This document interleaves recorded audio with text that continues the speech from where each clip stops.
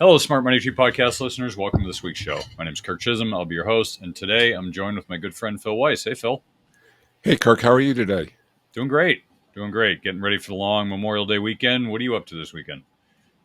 I'm not totally sure. We have a thing in New Jersey to go to, but I had hernia surgery earlier in the week, so I'm not sure that I want to spend 6 hours in the car between there and back. So I don't know. But I do have a son coming home from Seattle, so if I don't go, at least I'll get to spend more time with him. So that's still good. Well, that's always a confidence booster. Hey, son, I want to spend time with you. It's better than getting hernia surgery. No, I had the surgery already. Still better than hernia surgery. It definitely anything's better than that. That does not sound fun. Well, thank you for that visual, Phil. I appreciate that. No problem. Well, cool. So let's talk about some new stuff this week. I know people are kind of getting ready. I know probably some people in the car. Oddly enough, of course, the news says this will be the biggest travel season in a long time. I haven't spoken to more than one single person who's going anywhere this holiday, and you know what?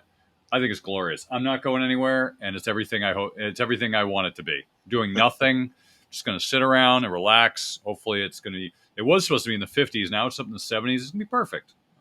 It's going to be glorious. But interestingly enough, though, this is getting into the summer season where things kind of start to slow down, which will be really interesting because the markets don't seem to be slowing down. We seem to be, if I don't want to say picking up. We had a bad day yesterday, one bad day. It was down 1% or something like that. Wow, that's scary. I expect a few calls from people. Wait, it didn't go up yesterday? What's going on? I bring that up in jest because, I think the one thing that investors really need to understand is this, that investing tends to make you comfortable sometimes when things trend. When things trend, people get comfortable. Oh, it's just going to keep going up. I remember prior to 2022 mentioning to people, the market might decline when rates go up, and they're like, oh, I can handle that, right? And then maybe the portfolio goes down a few percentage points. Like, wait, what you mean my portfolio can go down? Yeah, that's how the markets work.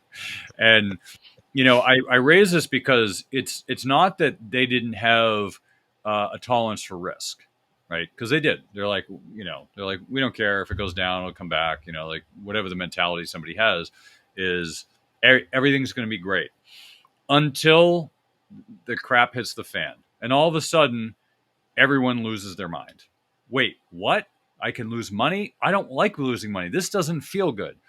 And now, if you were in a period where the markets are going up and down and it was really volatile, you'd probably just get comfortable with it, or you'd put your head in the sand like most investors and just stop opening statements. That's what most people do. But the reality is that markets do go up and they do go down. They go up approximately 70% of the time and they go down approximately 30% of the time. And then there is a small, very, very small percentage that goes sideways. I mean, really small. But generally they go up 70% of the time. And if that's the case, you just have to understand there are some down periods and you just have to make sure you're managing your risk for those down periods. But that's not my point. My point is this, is that if your portfolio goes down 2% and you're losing your mind because you think, oh my God, what's going on? Then you're probably taking a lot more risk than you should. And the markets are not that volatile right now. We're in a pretty strong bull market at this moment where things just keep going up and they defy gravity and no one seems to care. That's not a good thing because eventually people will care and it will no longer defy gravity. But you just need to understand that your perspective on your investments will change according to the environment. So if the environment's good, you're going to say you have a high tolerance for risk because what you really mean is you want to make a lot of return. Now, when the markets are bad, people tend to say they have a low tolerance for risk. And what they really mean is, I don't want to lose any money. Now, it's really hard to do both, right? Make money and not lose money. That's really hard. Some people can do it. Most people can't. So understand that about yourself, because if you don't understand that about yourself, it tends to cause people to make bad decisions. It's like if you were at if you're in a coin flipping contest and you hit heads 10 in a row and you were correct 10 in a row, and then the 11th, you're like, I'm going to put every cent I own on this because I'm on a roll. Well, your odds are still 50-50, and that's really dumb. But that's how people think, right? Oh, the market's starting to go up. All right, I'm going to put my foot in the water. And it goes up more. I'm going to put a little bit more. And by the peak, they're like, I'm going all in. I'm borrowing my home equity line to put it in the markets. And then the markets go down, and then people are SOL, right? It's kind of like crypto. After crypto's gone up a few 100%, now you're going to put all your money in it. It's like, no, that wasn't the time to do it. The time to do it was at the low, not at the high. So just something to keep in mind is how you think about things is colored by the market, right? We're always influenced by other things. We don't. I've listened to some good podcasts on this, but we don't actually make our own decisions. Like their decisions are mostly given to us, and then we justify them after and say, "Oh, I did it for this reason." That's generally how our brains work. We all think that we make our own decisions, but if you really get into the philosophical part of it, we really don't. Like we something happens, and then we decide after, and we justify it with that. So, did you miss your opportunity to get PPP money during COVID? Are you waiting for our president to forgive your student loans? Are you excited about helicopter money? Me too. If you want free money, look no further. I'm giving away free money this week on our show. All I ask is 5 or 10 minutes of your time. I'm so excited to give you free money, I can hardly contain myself.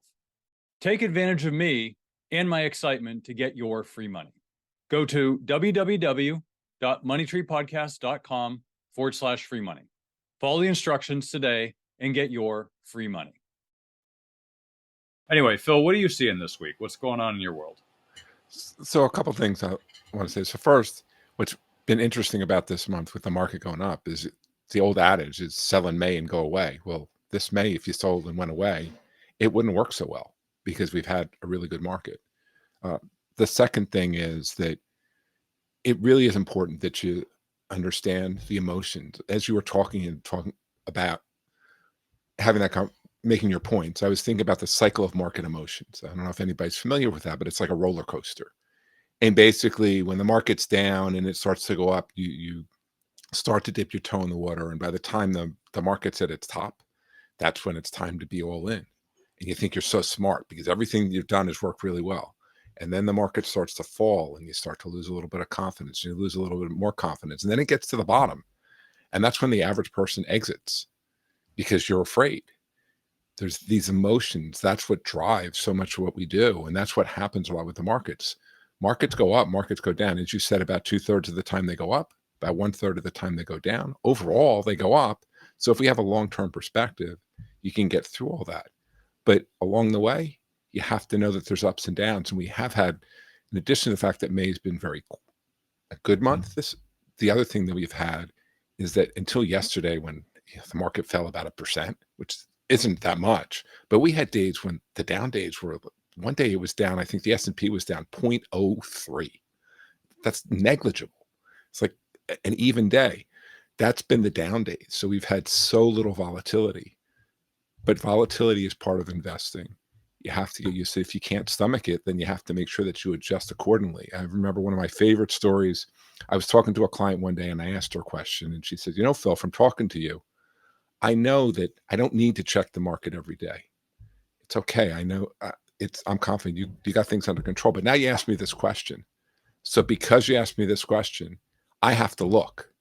And so now if I'm unhappy with what I see, it's going to be all your fault because I wouldn't have even known or looked if you hadn't asked me that question. But that's really how a lot of people do it. I mean, in 2008 and 2009, or even if you go back to COVID, people take their statements and they throw them in the drawers because they don't want to look. But in some ways, that's better than looking and reacting. Yeah, this comes back to a study that Fidelity supposedly did that they won't admit to, which is they studied all the accounts and they found out that the people who did the best were dead. And I saw this news report, and of course Fidelity refused it, but I'm sure Fidelity is the one that planted the story to begin with. So Fidelity is great with PR. I tell you, they're masterful. They've always come out with these studies that they'll put out the study and then they'll deny that they did the study. They did one years ago when I started. I was sitting in a room with a Fidelity wholesaler, and I heard it, so I know it happened.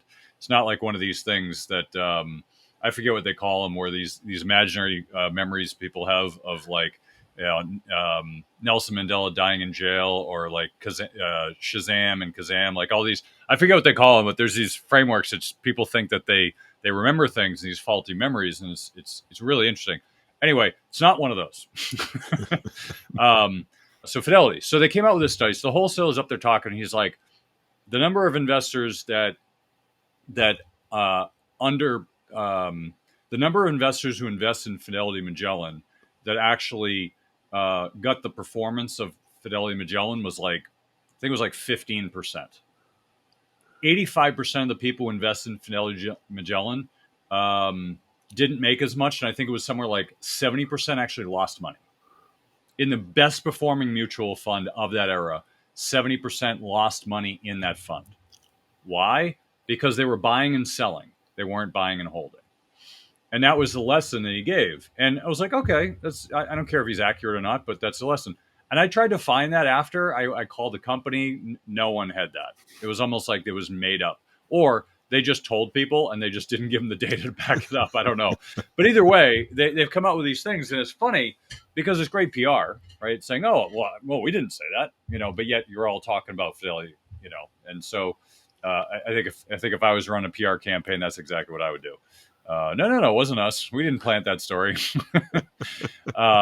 Anyway, neither here nor there. But it proves the point, right? People who don't look at their accounts tend to do better because they're not jumping out of windows when the stocks go down 5%, and they're not borrowing from their mortgage to invest in the market at the peak, right? They're buy and forget, which isn't the best strategy, by the way, but for some people, it's better than the alternative. Yes.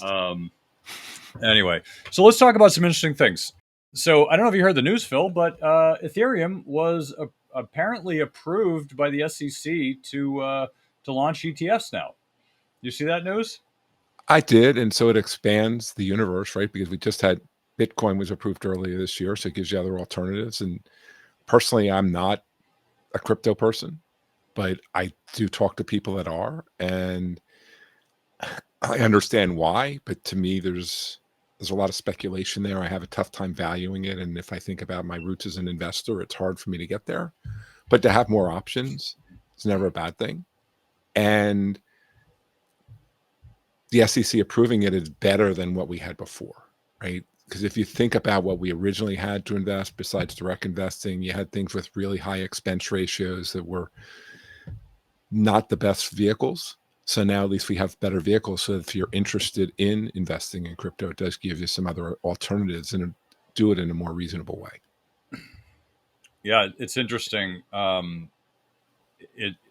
The story came out and it was like Ethereum's approved by the SEC, but the ETFs aren't launched yet. Right? It's not like Bitcoin, which was like instantly. It was like out immediately.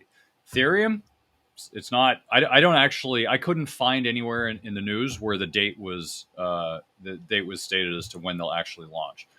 So it's kind of like a false start a little bit. It's like, just teasing me right here. You're not like, but I find it interesting because we have this new technology, and I was actually talking to somebody yesterday who's a pretty thoughtful individual about kind of visionary type of person. And I was talking to him, I was like, if you had to think about, like, if you thought, like, people talk about the simulation theory, right? And like how we're all a simulation. And I was thinking about, I was like, what if there's a big game? We could choose any time in history to live. Like I'd want it to be now, right? Like you had the internet come out, you had AI launch, you have this biotech revolution, all this stuff going on there in the health space. You're going to be able to grow from stem cells from your skin cells. You're going to be able to reproduce organs, like crazy stuff. Like it's going to happen in the next 5 to 10 years, and all of this stuff is happening in our lifetime. Like I no one was around, but imagine when the printing press was created and how revolutionary that was. Like the printing press, really? Like, yeah. such a revolutionary thing, and all the stuff that's been invented in the last like 30 years. It's just absolutely amazing. So I find it's a great time to be alive, and it's very optimistic about the future. I know we have optimists and pessimists. I'm a little of both because I think you have to be, but I think the reality is there's so much opportunity out there, and I love the fact that blockchain exists, and that all this technology is going to grow out of that. And the brighter side, you'd say, well, Ethereum's there, but it hasn't launched yet.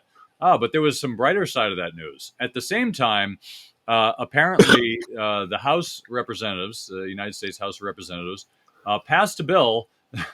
Now, they only passed a bill; it's not law. Passed a bill that basically was the anti Federal Reserve CBDC bill, which basically says the Federal Reserve cannot create a CBDC. That was the bill that was passed. Now, whether that passes the Senate or whether it becomes law, that's a totally different question. And whether it passed and whatever version passes, it might actually say in there, yes, the Federal Reserve can do this. Like that's how our government works. It's shady at best. But the fact is I think it's a great direction. I think the Republicans did it, and they got 3 Democrats on board, from what I heard.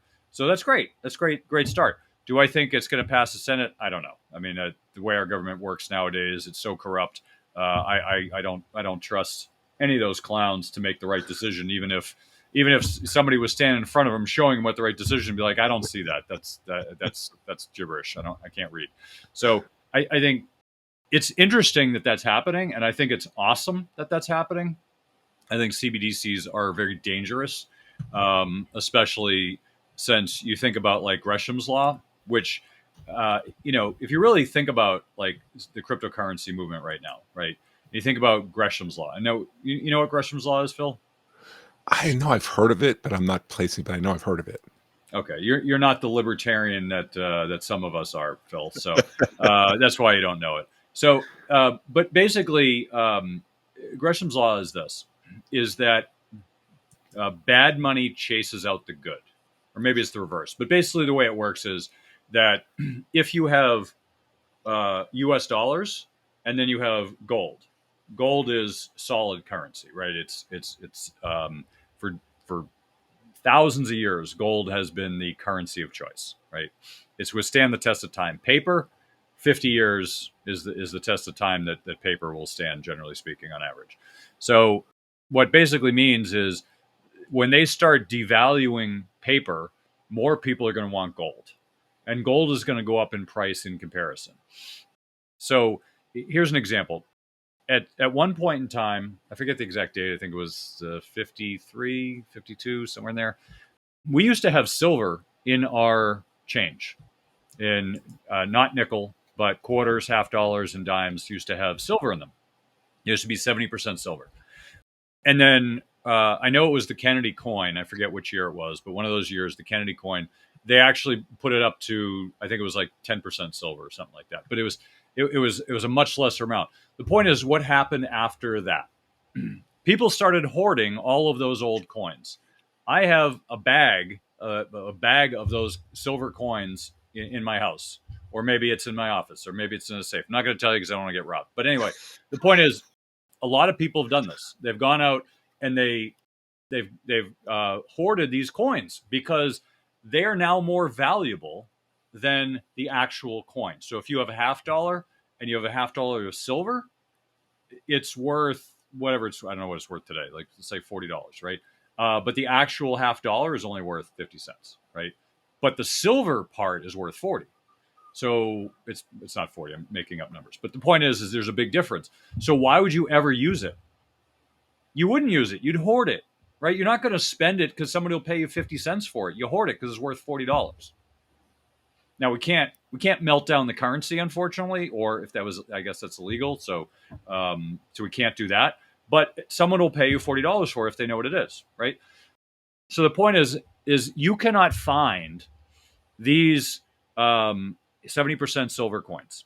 You can't find them because everyone's owned them. Everyone's hoarding them. So yeah, you might be able to find them, but they're hard to find because people go through all the change and look for this stuff. So what's going to happen now?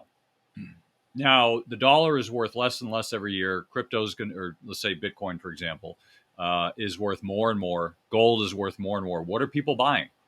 Gold and Bitcoin. What are the central banks buying? Gold hand over fist. China, especially Russia, they're buying tons of gold. Why? Because gold has value. Currency won't.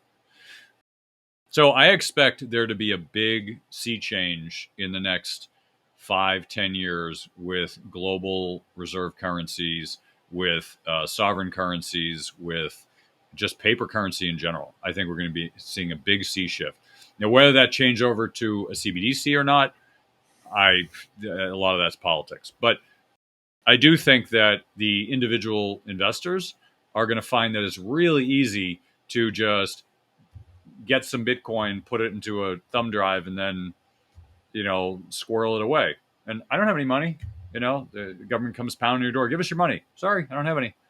It's easy, right? In the old days, the reason that gold was a challenge is because governments could just seize it.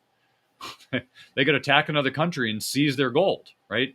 But Ethereum, Bitcoin, whatever you're going to use, I don't know what they're going to use for currency. But probably Bitcoin, if anything. But they'll have their own CBDCs. What are they going to do? Oh, sorry, I don't have any. I don't have anything. I don't have anything. It's so easy to hide. So they can't easily attack another country and grab their wealth because you won't be able to find it. So the point is Gresham's law basically states that a bad currency will cause people to hoard the good currency. So they'll use the bad, they'll throw it away. Oh yeah, I'm going to spend my money on this, on hard goods, and I'm going to keep the good stuff, right?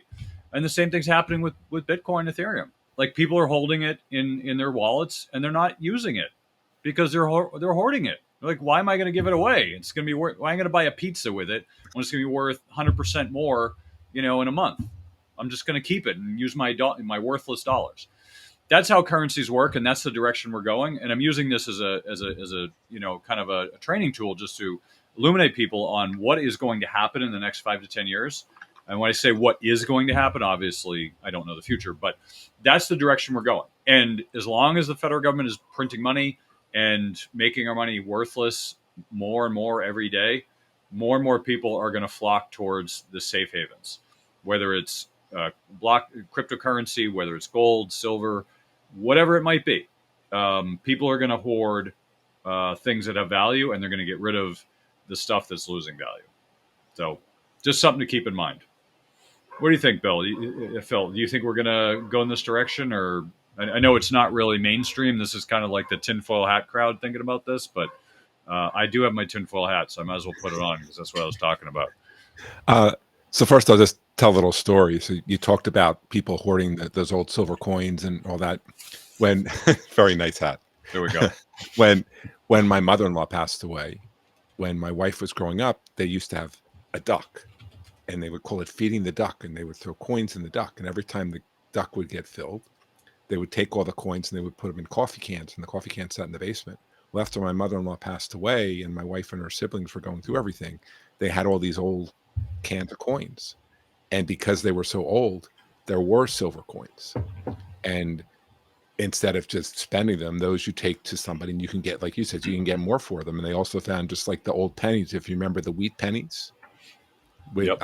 I know it was 62 for the coins. I don't remember. It was around the same time for the pennies, but you could get like a penny and a half or 2 pennies for each wheat penny too. So they had to go through all these coins and get somebody to give them what they were worth, because it was just money that just sat there because nobody put it in circulation. I remember as a kid looking for that stuff. I never found it because everybody, like you said, hoarded it. As far as getting into current day, I guess I understand the point that you're making. The biggest issue I have when I think about digital currencies is the value fluctuates so much from day to day that it's hard for me to use that as a monetary, as a unit of exchange. Like you said, I could buy a pizza and I pay a half a Bitcoin or an eighth of, at one time it was probably a Bitcoin, right? And think about what that's worth over time.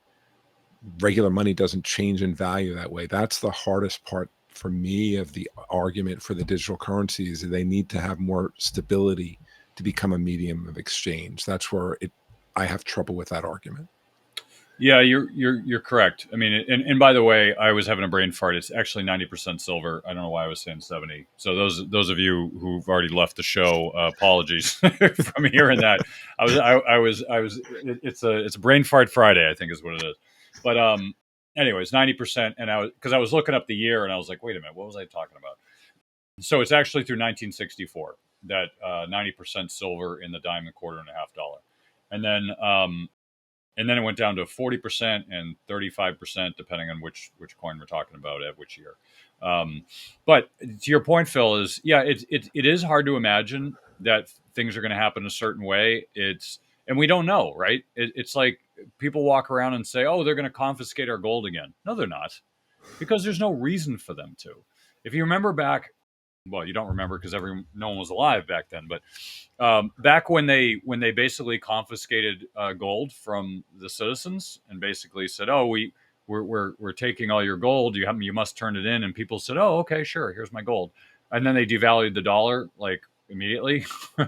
So they basically screwed the populace, and that's not going to happen again. If they said, "Oh, everyone needs to turn in their gold coins," how many people do you think are really going to do that? Probably close to this number right here, zero, Yeah. right? Because the people who own gold in general, like not jewelry, because they wouldn't confiscate jewelry, but gold coins, are people who know better. So there aren't any random people using gold to buy pizza, right? It's just not a part of our society. So if they confiscate it, no one would turn it in. It would basically just make criminals out of all the people who have coins, but basically it wouldn't do anything, right? There's no value in them doing that. Now, if they said that for crypto, also close to zero people would turn that in. There absolutely would not happen, because all those people are smart enough to look at history and say, "Hey, I saw what they do with gold. There's no way I'm giving you my crypto. That's just dumb. Oh, you're going to exchange it for a CBDC?" All the people who own it are the people who are afraid of the government. So to me, I see things like, "Oh, they're going to confiscate," as just fear tactics. Somebody trying to sell you gold coins. So if somebody tells you that, just run in the other direction. They're trying to sell you with fear. And it's not smart. I've seen people do it. I've seen people make really stupid decisions because they're afraid. Just don't buy into that. Now, could they? Sure, they could. And aliens could come down and invade too. But I think the probability of that's just the same as them confiscating gold. So I think that's how you have to think about things. Like, how can you, if you want to protect yourself in the currency, own stuff that you keep to hedge against inflation or store wealth, and use the currency that's worth less every single day, right? That's why you still use a currency until you no longer trust it, and then you stop using it because it's like Weimar Germany. And that's how hyperinflation happens, when people stop trusting the currency. And that's when it gets into 100% inflation a month, is when people stop trusting the currency. It's not because of inflation, it's because of trust. Now, we don't have a trust problem right now. So people are worried about hyperinflation. Right now, we don't have a trust problem. We may at some point in the future. I want to be clear. It could happen. The way the government's printing money, like it's going out of style, it very well could happen. But it's not happening today. So if you're afraid of hyperinflationary effects happening tomorrow, just take a step back, breathe, and take a look at what's going on. You realize that, yes, we have high inflation in some areas, albeit it is going down off the peaks. It is high inflation. It's not hyperinflation. We've had high inflation before. We've actually had inflation that was twice as high before, because we had inflation was up to like 20%. And I think inflation got up to like 9.1, 9.3. What was it? I think it was 9.1. So that's half of what it was. That's not even close to what it was before. So we're nowhere near hyperinflation. Now, it could pick up pretty quickly, right? I acknowledge that. If something happened and all of a sudden people stop trusting the currency, that doesn't happen overnight. That kind of happens a little slow. As they say, it happens slowly and then it just happens overnight. Well, you see signs of it when it happens slowly. We're not seeing signs of it. We're seeing signs of irresponsibility from the government. We're not seeing signs of hyperinflationary currency. Not yet, anyway. So just keep in mind, just because something can happen in the future doesn't mean you have to prepare 10 years in advance, right? Just be prepared so you know how long in advance you have, and just be a watch for it. And you can invest accordingly, and things could change and you can adapt. But that's why it's important to be agile with investing, right? Is you need to be able to adapt to changing conditions.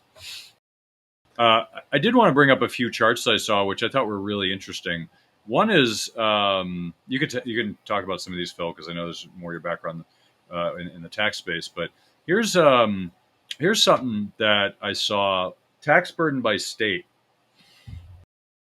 and I saw this and I thought it was. I haven't checked the facts, but directionally it seems to be pretty accurate. And it's really interesting, right? Just to see how different states are taxing people.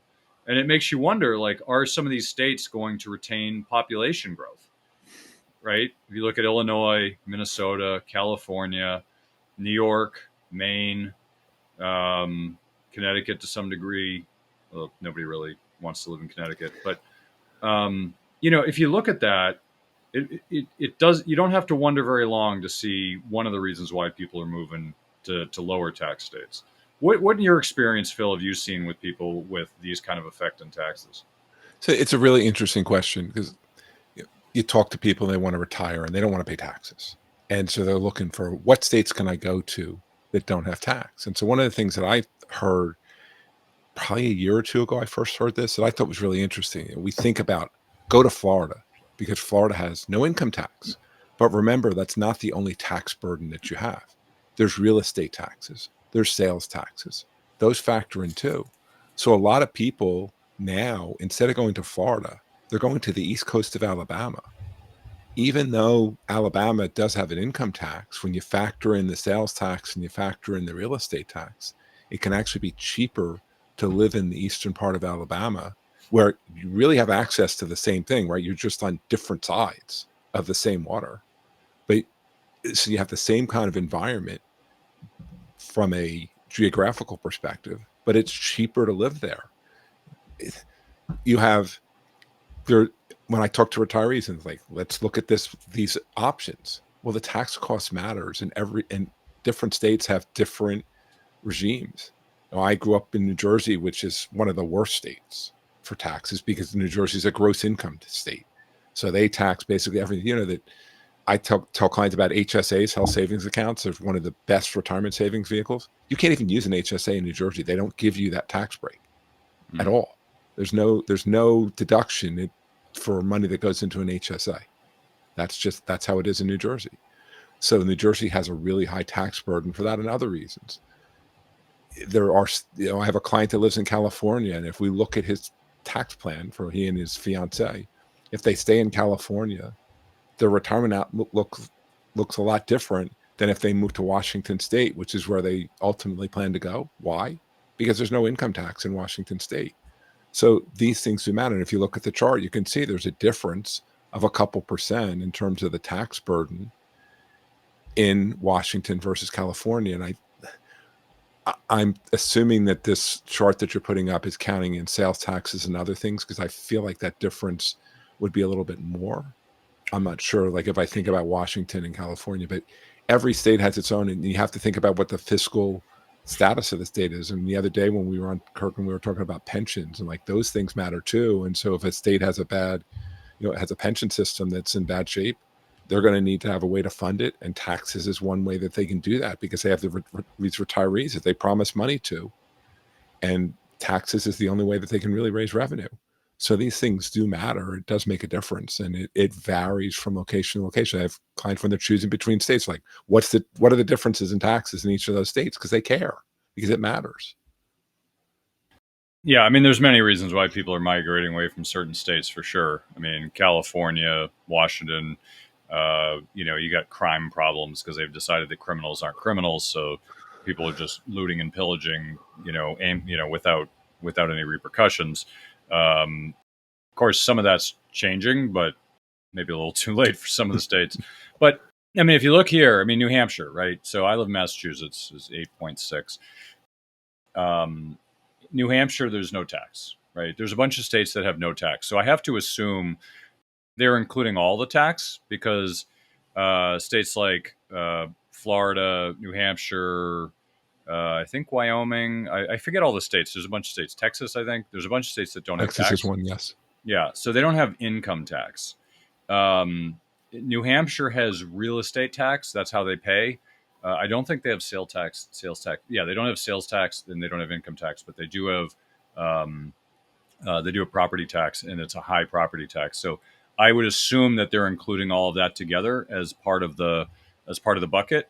Um, but I mean, look, I mean, people in Massachusetts, you're living on the line as you're staying geographically. If you're living like one or two towns over from New Hampshire, why wouldn't you just move to New Hampshire? Like it's to me, it just doesn't make sense. It makes a whole lot of sense to just move. There was a point where Massachusetts bumped up. There was a big pushback in Massachusetts for businesses on the Massachusetts border of New Hampshire. They're saying, well, people are just going over the border. I'm like, okay, so don't open your business here. Like go across New Hampshire. I mean, what, like I get it. I mean, that's one of the biggest challenges of some of these states. They're like, oh, we're gonna have a millionaires tax. I'm like, good luck with that. All you're asking is for all your millionaires to leave. In Yeah, I mean, California, they're like, they won't let people leave. They're like, oh, if you have a big house, you can't leave. yeah, you talk about New Jersey and I mean New Hampshire and Massachusetts. I have a client that her daughter lives in Massachusetts. When she retires, she wants to be near her, but she's not going to go in Massachusetts. She's going to go just over the border in New Hampshire. She's got a continuing care retirement community that she wants to move to. Why is she going to go to the one in New Hampshire? Because the tax burden's less, and she's not going to be that much further from her daughter, so it's still easy for her to get there, but her costs are less. Yeah. Yeah, it's a big issue, and we bring this up not because the show's about tax, but we talk about trends, right? And this leads into a trend. If you looked at this map, and I wish we had one of these from 20 years ago, it was very different, right?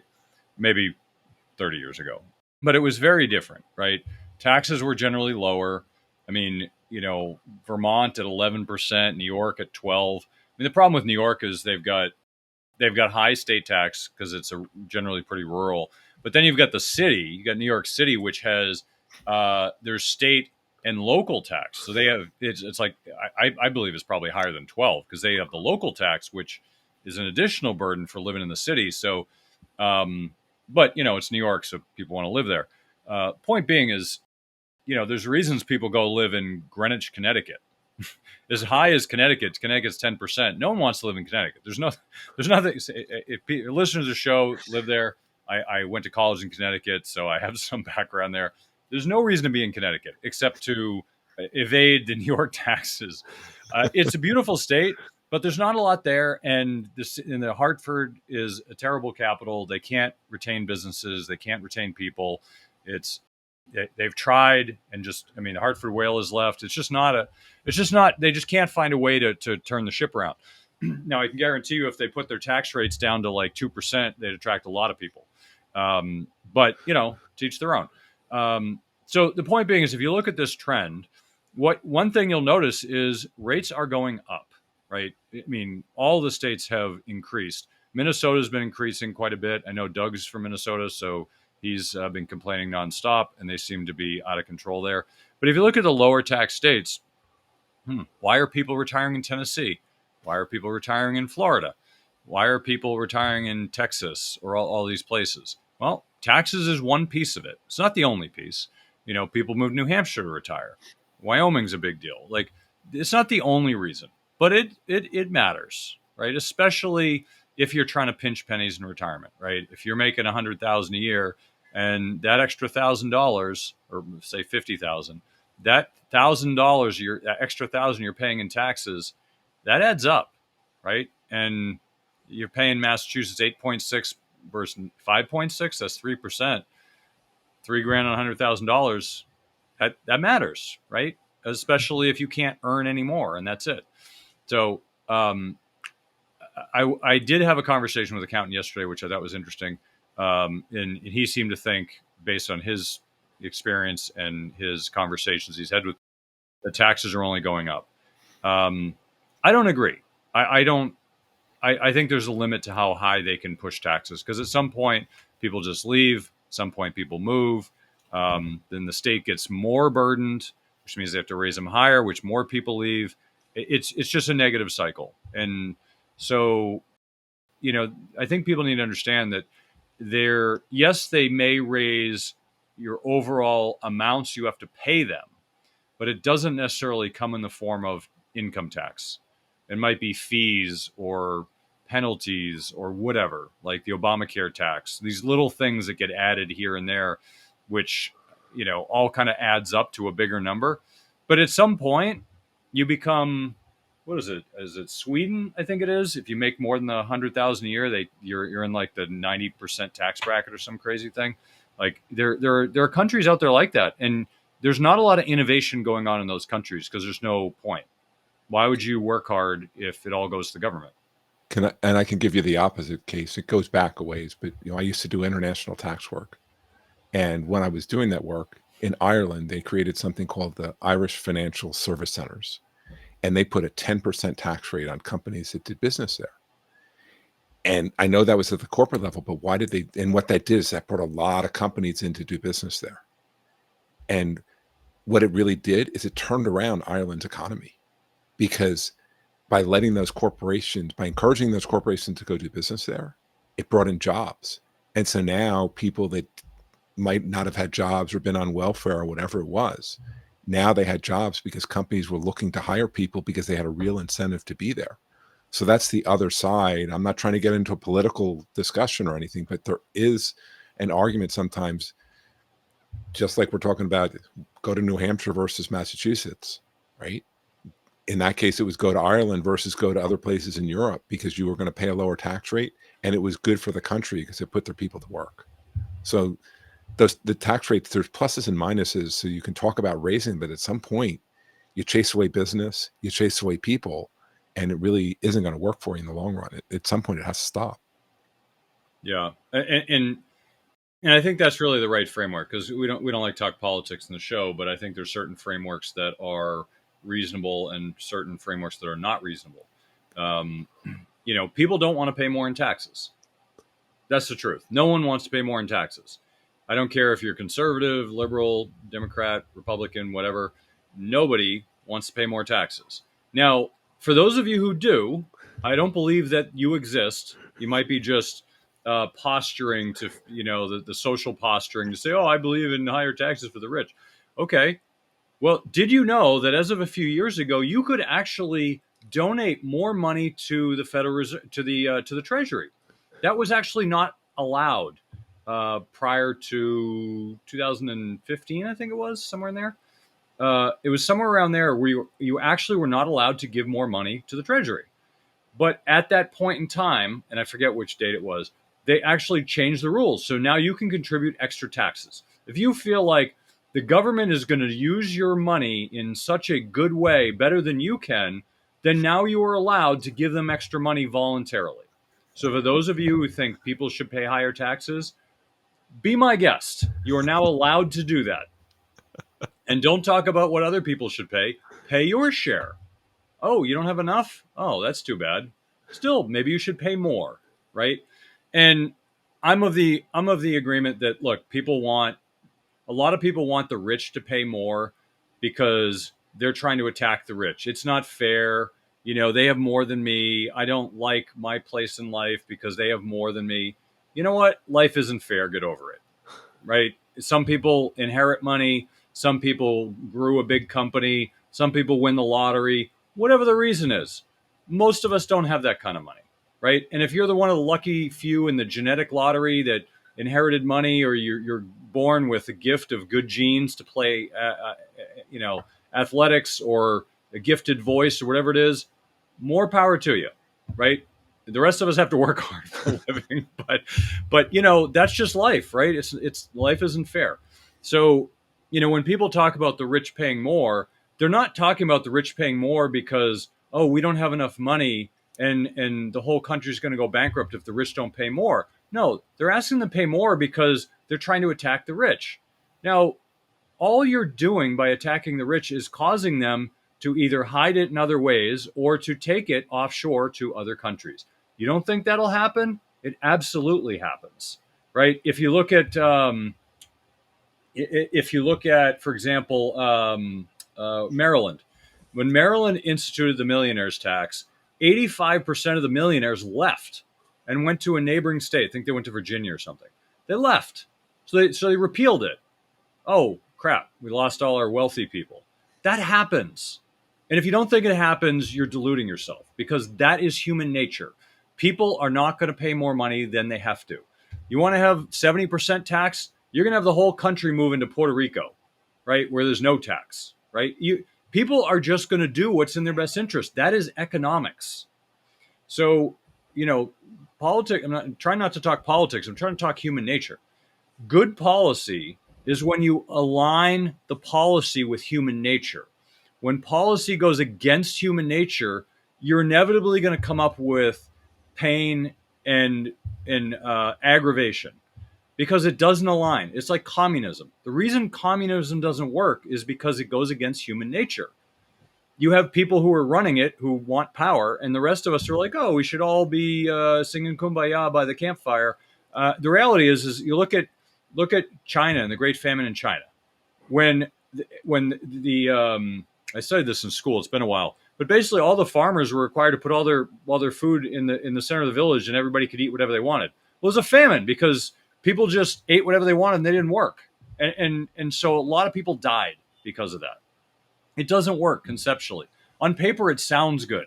Oh, we can all sing "Kumbaya." It doesn't work because it's against human nature. Look at old communist Russia. Oh, well, you get paid whether you work or not. Okay, so why am I going to bother working?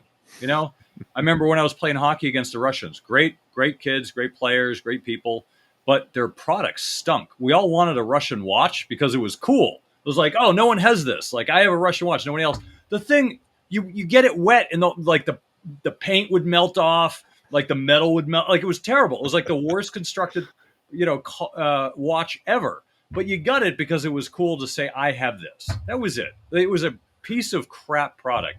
My dad was like, you don't want to exchange that. I'm like, I do, because I want to be cool. And he's like, all right, just know that it's garbage. And it was complete garbage.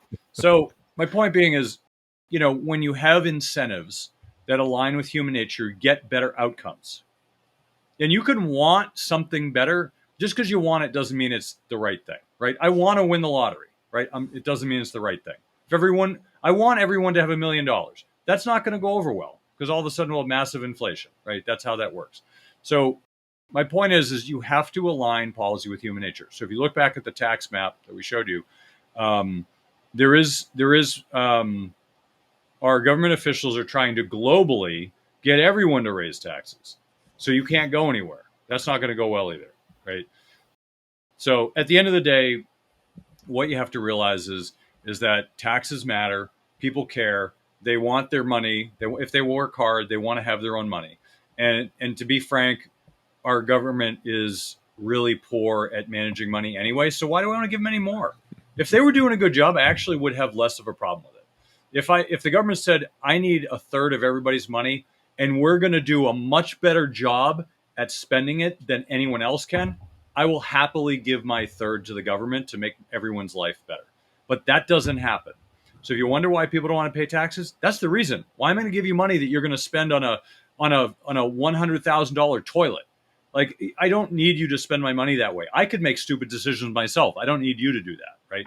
So I think if people found a more sound government economically, I think we'd all feel better about it. But it's just not the case. So it's not a binary conversation, and I bring up all the different sides because I think it's a complex issue, just like immigration is, which we're gonna show a map on this too, which I thought was interesting. Then we're gonna wrap it up here. Here's the chart. So this is the net immigration by year fueled by population growth. So the green line is population growth. The orange is net immigration, and the blue is birth-death ratio. So what it's basically showing is that the population growth obviously was declining into 2020, and then it spiked. And we've had massive, and this has happened a bit when the election, when Biden got elected, we've had massive immigration. Now, I don't know how they're making this distinction, where they're coming up with the numbers, whether this is legal or illegal immigration. But when people get upset at the amount of immigration coming in, we talked about this in the show. It is a highly complicated issue. And, I'm all for immigration if it's done the right way, but we just decide to just flood the borders. That's not okay. But in general, I think if you think about it economically, if we don't keep up um, with the birth death ratio, meaning that we're losing population, that is a death nail for our country's growth. Japan is a good example of this. China is having similar problems. It's going to be a big problem down the road, and I don't think people think about this in a complicated manner. They think about it simply: we don't want illegal immigrants here. And the funny thing is that they don't. It's not that they don't want foreigners; it's that they just don't want people flooding the border. Like, put together a system and put them through a process. Take the people you want to take. That's what should happen, right? We shouldn't have this illegal stuff. We should just have a better system put together that allows people to apply and people can grant it. Because there's a reason that our government, whether it's Republican or Democrat, is allowing this. Bush was against illegal immigration, but he allowed it. And I guess they laid off a bunch of border agents during his tenure. So people have been allowing it for a long time because they need the help. We need more population. That's the truth of it. And we need people to farm the fields. We need people to do all the tasks that we're not willing to do. And so we need population growth. And that's the truth. How we do it, that's up for debate. But as an economic factor, we do need this, or we end up like Japan, and that ends up being a big problem long term. Um, we could argue whether it's a good thing or not, but it's going to lead to pain if we don't have population growth. So just some factors to understand. Like I said, I'm trying not to take a side on this because I think it's a complicated thing. You could argue that maybe we shouldn't have population growth. Maybe we just allow the whole system to equalize. I could be on board with that too, right? But we need to understand the levers that are moving the system. So final thoughts from you, Phil. I mean, that's an interesting chart, and I was reading some things about that. And that birth death rate, it's getting close to 2, and like that's the break even point. And in places like Japan and China, it's under 2, and that means their population shrinking. Yep. And if you think Too. back in the history of the United States, we're a country of immigrants, and so many great ideas came from people that came here from other places. Not There's a difference between legal and illegal immigration. I get it. But if you just close off your borders, it makes it easy for your country to start to shrink. And if you start to shrink, you're not going to have growth and you're not going to have development. It's not going to be the place to be. You're not going to want to be in a place that's not growing. I mean, it's really important to have growth. So you have to figure out what the right balance is. You have to figure out ways to let things happen legally. But immigration's important. It's a source of so many ideas, because we can't generate all the ideas on our own. They have to come from someplace. Yeah. So final thoughts, Phil. Let's wrap Sure. up the weekend so we can all go enjoy their time off. Yeah, so it is Memorial Day weekend, so I hope everybody has a good weekend. As for me, I work with women who are experiencing big life transitions, which I know can be stressful, and my job is to help empower women facing new beginnings with the financial knowledge and tools they need to make self-assured decisions. My firm's Apprise Wealth Management. Love to get to know you. If you'd like to learn more about us, you can download our free ebook, How to Flourish Through Life's Big Changes, at apprisewealth.com/ebook, and you can also sign up for our blog. Thanks for having me, Kirk, and have a great holiday weekend. Yeah, thanks for coming on, Phil. We really appreciate you coming on the show. That's the show for this week. Thank you again for joining us on Money Tree Investing Podcast. My name's Kirk Chisholm, Wealth Manager of Innovative Advisor Group. We don't just manage your wealth, we make your life better. You can find more about me at innovativewealth.com. And of course, you can find me every week here on this show. You can also check out our show at Money Tree Investing Podcast. On our website, you'll have access to the show notes, resources, and the archive shows. Please remember to subscribe on our YouTube channel for immediate access to the new shows when they're released. When you subscribe to the show, it allows us to get access to some of the top minds of investing in personal finance. While you're here, please leave a comment and question if you want us to address it on the show. Have a great week ahead, and remember, no one will care about your money like you do, so invest in your life.